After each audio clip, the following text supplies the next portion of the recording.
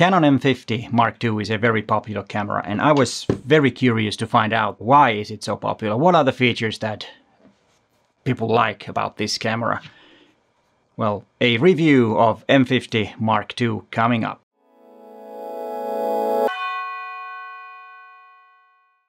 Hi there, my name is Peter Vuosgaard and I'm a professional photographer from Helsinki, Finland. And before we start talking about the features and what makes this camera so popular, a disclaimer.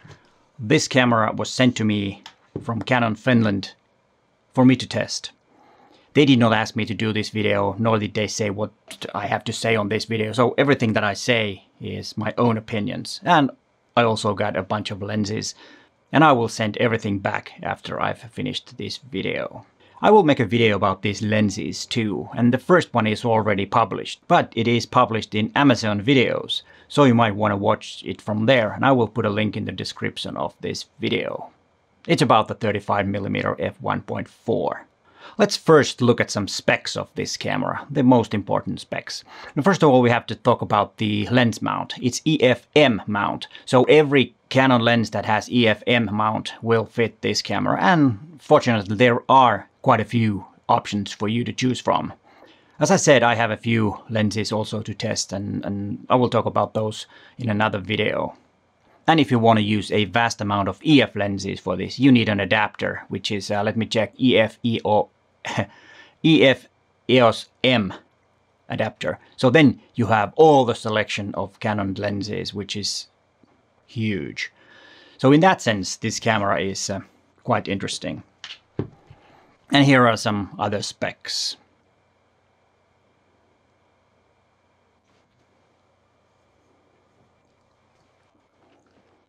Let's next talk about the usability of this camera. The design is very good for photography and for vlogging. It looks a pretty traditional camera. It's quite small, as you can see. It fits nicely to my hand, and all the buttons and knobs and dials are in a very good position or placed very well, so it's easy to use. And also the menu system is quite intuitive. I've always thought that Canon menu system is quite good, and they've kept it exactly the same for many, many years. Of course, this is a kind of like an entry-level mirrorless, so that's why it's also quite popular, because it's made to be an entry-level camera, and a lot of people who are, you know, entering camera world are getting this lens or this camera and the lens, because the lens that I have is a 15 to 45mm on this one, and it is usually sold as a bundle, but not always. Of course, you can get them separately too if you want. If you don't need that lens, you can get only the body too.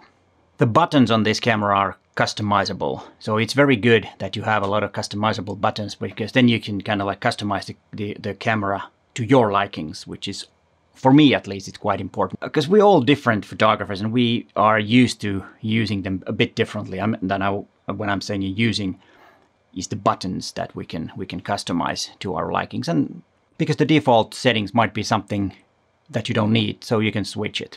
The only thing that I did not like about the buttons is that there is no back wheel on this camera, because I'm so used to correct the exposure with exposure compensation on the back with the back wheel. I think that's the best way, at least for me. Let's talk about the image quality. Like always with the new cameras, there is nothing wrong with the image quality of the M50 Mark II. All modern cameras can produce really, really good images. It's more about you than the camera.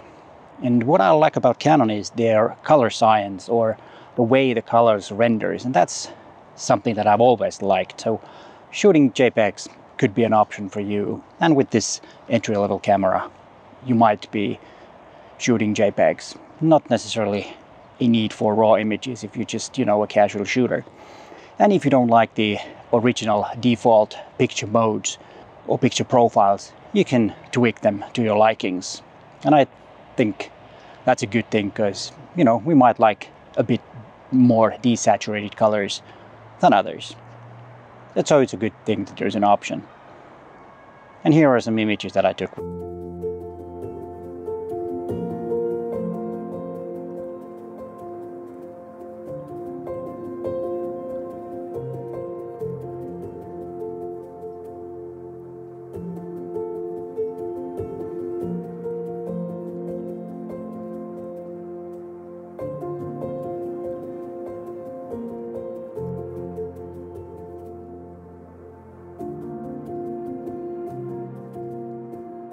As you saw, nothing wrong with the image quality. This camera is very popular also among vloggers, and I can see why. It's a great vlogging camera. Some even have claimed that it is the best for vlogging. I'm not sure about that. I haven't tested that many different vlogging cameras, so I can't really say, but it works quite well for vlogging. And it has a flip-out screen, which is really good. You can see yourself when you're vlogging. And it has a 3.5mm audio input, which takes any microphone that has that 3.5mm plug, of course. But Canon also has a dedicated mic for this, which is the DME100. And it has a dead cat too, so it's pretty good for vlogging. And this is the way the microphone sounds. I think the sound quality is quite good, and if you do this kind of vlogging, then this might be a good solution for you. There is no headphone jack, but you don't really need that in a vlogging camera. Of course, if you would use this for commercial work or interviews and stuff like that, then that would be essential, but I don't think it's necessary for a camera that's intended for vlogging. And it can record 4K also, but unfortunately it has a very tight crop, and vlogging might not be that easy with using the 4K. And when you're using 4K, you don't have the dual pixel AF, which is a pity because dual pixel AF is quite good. The only downside on the video features is that the 4K has a very heavy crop, so that might not be suitable for vlogging like this. But of course, if you use this for other type of videos, then it might not be a problem. If you just, film yourself like this, then you're sitting, then if you have enough distance to your camera, it doesn't really matter if there is a 4K crop. But for vlogging, Full HD is a better option. And the frame rates goes from 24p to 60p, and also you have in HD you can have 120 frames per second if you want those slow motion footage clips, which is nice. Of course, it's only HD, which is 720p, so it's smaller than Full HD, but you have it if you want it. And what's interesting about the video quality or the video features is that there is also a vertical video option, and I think that's a very good option if you are making videos for certain social media sites that have a vertical video as a default form of publishing videos. And I think that's a clever thing. Of course, it's easy to turn the video in video editing softwares, but if you have it natively, it's one step less in edit work. So that's a good thing. And I think that tells us that, this is really for vlogging, and Canon is putting features that are today. So because we do have vertical videos, I'm not a big fan of that, but it's one way of making videos these days to social media. And also another good feature for vloggers and an online content creator is that this can stream straight without a computer. So you can stream to YouTube with this without using a computer, or you don't need a computer for streaming. And that's a great feature. So what did I like about this camera and why it is so popular? Or why I think it's so popular? Well, first of all, it's a good addition to Canon R system, the new mirrorless that Canon is making. So this is a smaller version, entry-level version to that world, and I think for that it works really great. And the APS-C sensor is big enough, and with 24 megapixels you can get a really good image quality. And of course it has 4K, even though it's a bit cropped, and that's about the only thing that I did not like about this camera.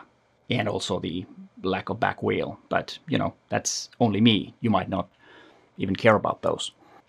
Everything else about this camera is totally okay. As you saw from this video, there are many reasons why this is so popular, and of course might be something that you are considering. And yes, I would say that it is a great camera, great entry-level camera.